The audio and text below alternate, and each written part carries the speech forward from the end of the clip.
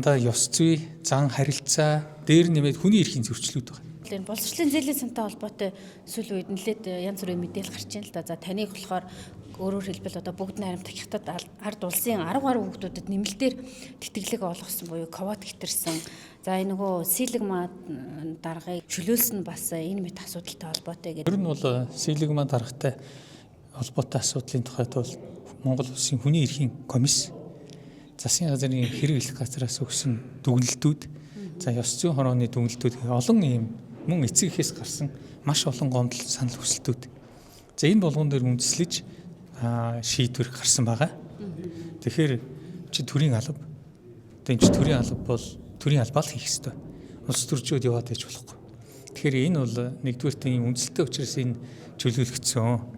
Хоёрдугаар тэр 13 хүүхдэд илүү олгослоо инээтэй гэдэг нь бол жилийнхэн квот хэтрүүлээгүй. Тэр Монгол улсад сурж байгаа гадаад оюутантай холбоотой асуудал. Бид бүгд найрамд хятад улсаас л оюут хүлээж авдаг тийм улс биш шүү дээ.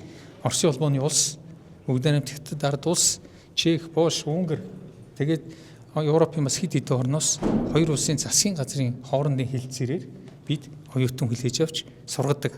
За энэ мөн Лаос улс байгаа. За ингээд эндээс ирж байгаа оюутнууд ихэвчлэн Монгол судлаар сурч байгаа. Өөрөөр хэлбэл дэлхийд Монгол судлаачдыг бэлдэх нь маш чухал ажил байгаа. Тэгээ энэ бол яриад байгаа нь бол хичээлийн шинэ жил төсвийн жил чинь 1-р сард, хичээлийн шинэ жил 9-р сарын 4-өөс гарсан ийм тоо нийт квот, нийт төсвөө хэтрүүлсэн зүйл бол байхгүй. Ийм зүйл байгаа. Тэгээд хоёрдугаарт нь тэр тэргүүлэх бус мэрэгжлийн хүмүүс сургасан гэдэг нь дандаа Fulbright, Chevening гэх мэт хоёр улсын засгийн газрын хооронд шалгаруулалтаа тэндээ явуулдаг. Тэгээд тэндээсээ ингээ явуулчихад тэд өөрсдийнхөө бас заасан мэрэгжил байдаг. Монголын талын мэрэгжлийг харгалзаж үздэг.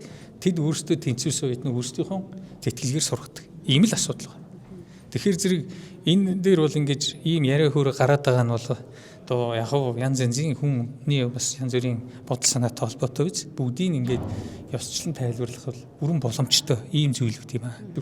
За силигма даргатай холбоотой ямар гомдлууд ирсэн юм бэ? Ёс зүй юм уу, зан харилцаа юм уу? Тэр үл та бүхэн манай боловсролын зээлийн сангаас тодруулах хэрэгтэй. Дандаа ёс зүй, зан харилцаа дээр нэмээд хүний эрхийн зөрчлүүд байна.